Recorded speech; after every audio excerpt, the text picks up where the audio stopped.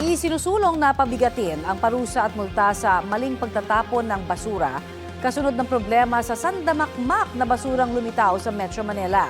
Sa panayam ng unang balita sa unang hirit kay Metro Manila Council President at San Juan Mayor Francis Zamora, hanggang 5,000 piso lamang ang maaaring ipataw na multa batay sa limitasyon ng Local Government Code.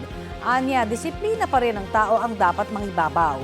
Wala raw magagawa ang pumping stations at paglilinis sa mga drainage kung patuloy ang maling pagtatapon ng basura. Dagdag pa ni Zamora, bukas naman sila kung sakaling amyendahan ng Kamara ang probisyon.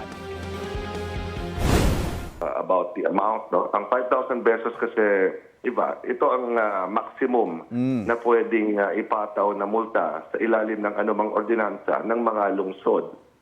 At yan nga po ay limitation ng ating local government code. It is up to the LGUs if they want to increase it to the maximum amount. If Congress, for instance, would like to amend this provision at taasan po siya, saka pa lang namin pwedeng taasan din yung multa na pwedeng ipataw.